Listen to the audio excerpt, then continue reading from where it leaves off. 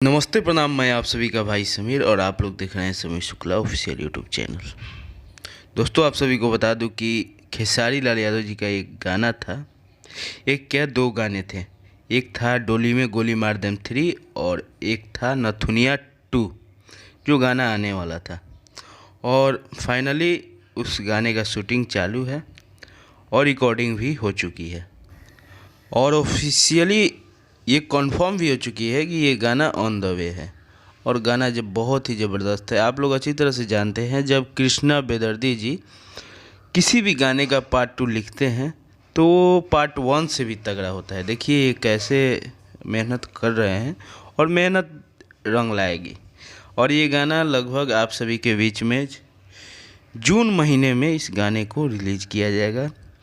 देखिए कब तक किया जा रहा है। तो अपडेट आप सभी को कैसा लगा? अच्छा लगा हो तो लाइक कमेंट शेयर ज़रूर करें, चैनल को सब्सक्राइब करें।